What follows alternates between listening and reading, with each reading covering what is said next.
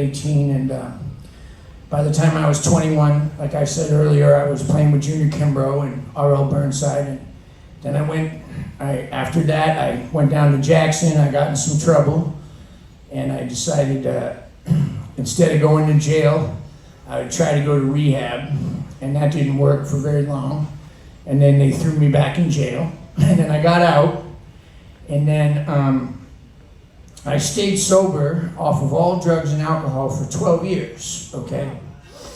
And I did that totally on self-will, which is not a good thing, okay?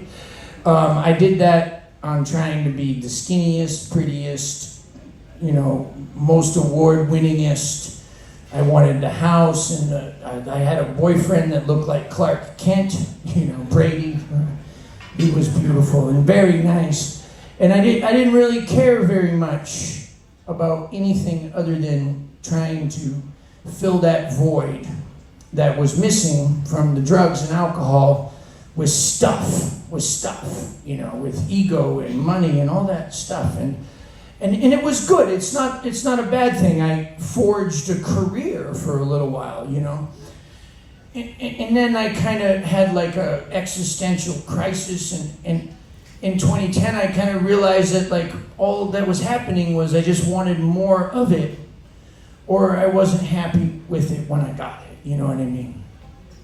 And so I went back to smoking crack, and that leads me to always to shooting heroin, and then I lost the house, and I lost the boyfriend, and the car, and I was homeless in New Orleans, and some of you guys were worried about me, and the beginning of that was right here on this boat, the good period, with just the weed and the pina coladas, But that later got dark, and I didn't care.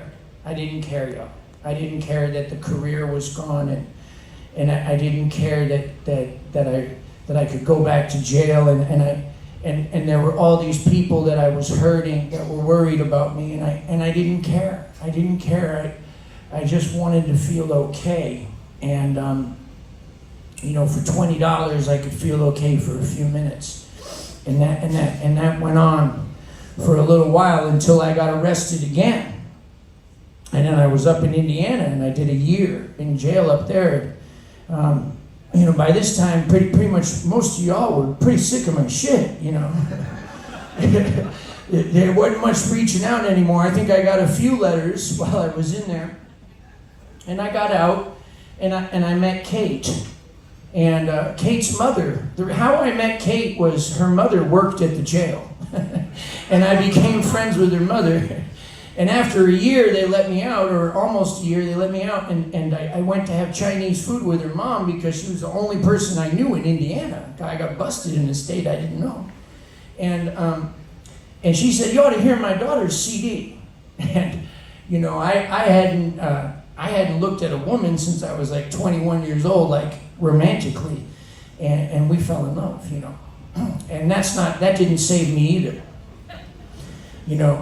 Nothing. It seemed like nothing was going to. And I put together 4 years of sober time again, and went back to those meetings, the AAA meetings. That's for not just for alcoholics, that's for assholes and alcoholics anonymous. AAA. They're in the basement under the basement. But they're at the church. And it took a long time, right? And I was really lucky because one day I was on like day 8 or 9 of a bender. I'd been up, and I was a mess. I had a pile of crack and a pile of heroin, watching porn for 7 days straight, Kate had left. She had just abandoned me, for good reason, to save herself. And I was left alone with no distractions. And something happened to me that was my bottom. You hear about these bottoms, And that bottom was that the drugs, and this is the most selfish, self-centered bottom you'll ever hear in your life.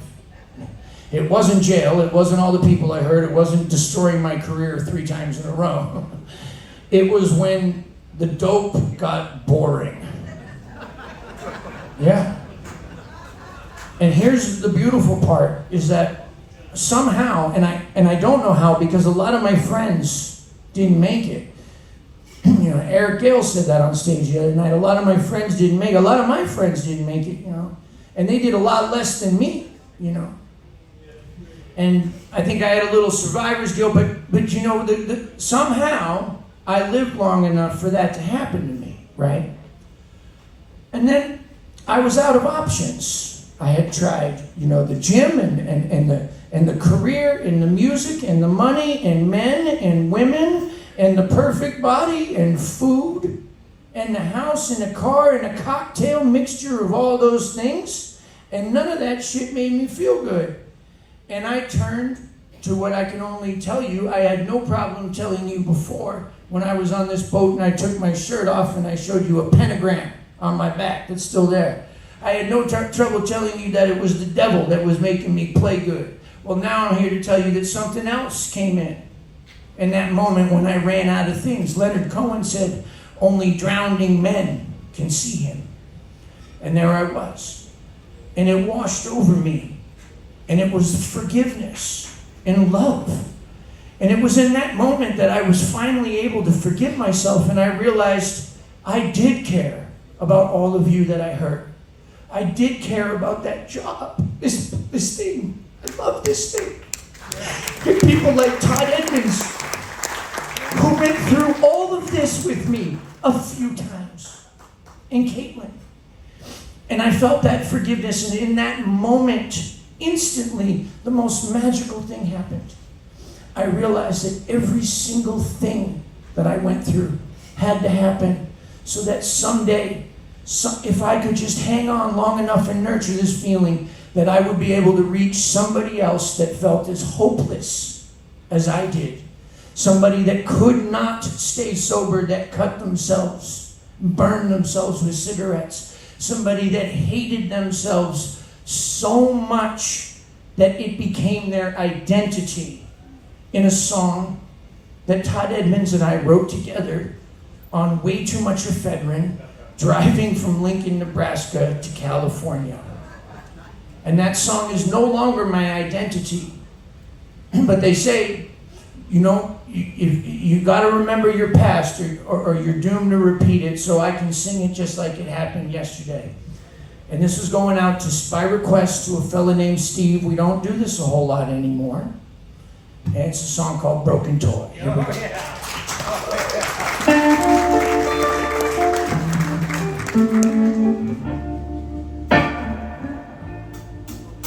Well, I'm dead to all the living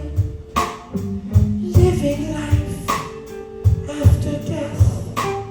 Well, I'll suffocate the breathing every time I take a breath. Just an outsider and a misfit, not a girl. Well, I feel like a broken toy. I'm too well for the hospital, too sick for all the healthy. I'm too rich to be a poor man's friend, too average for the wealthy. Like an outsider and a misfit, not a girl or a boy.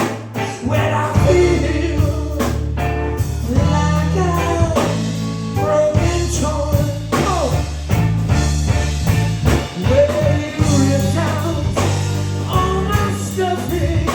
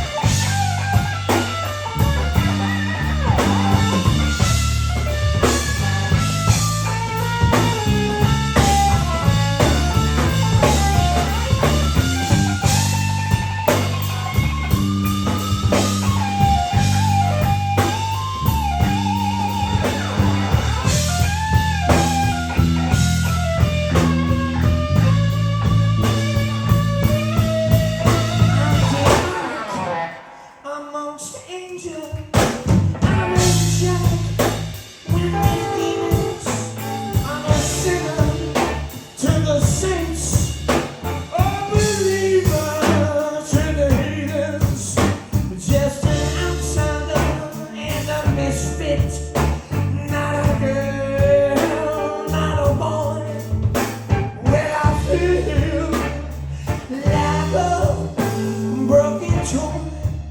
Check it out. I'm too clean for all your parties. I'm too fucked up for this little world. I'm too straight for all the faggots. I'm too queer for all the girls. Well, there's an outsider and you're misfit, not a girl, honey, I ain't your boy. Well, I feel like a broken toy. Well, they ripped down all your stuffing, tore out your good eye. Well, all your colors are faded, man, from years of tears you cried. Holding your forgotten, left you in some old cluttered door. And this song says, won't be happy, walking to the party.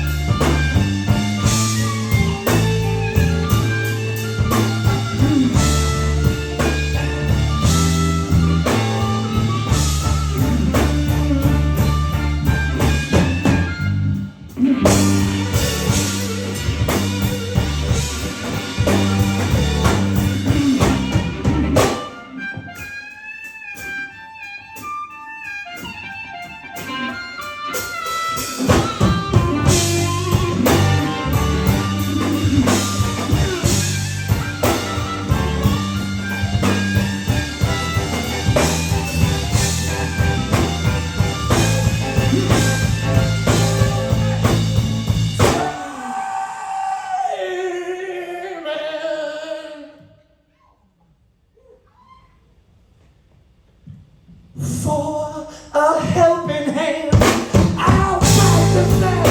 One hand, burn fires on my one hand. Because I hate myself, just an outsider and a misfit, not a girl or a boy. When I feel, well, I feel,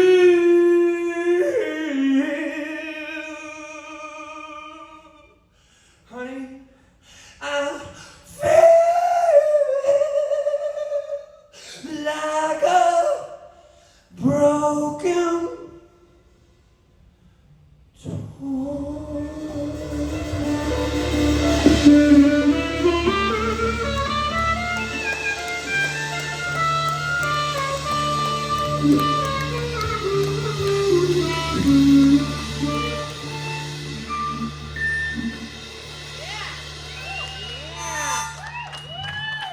Give me a G.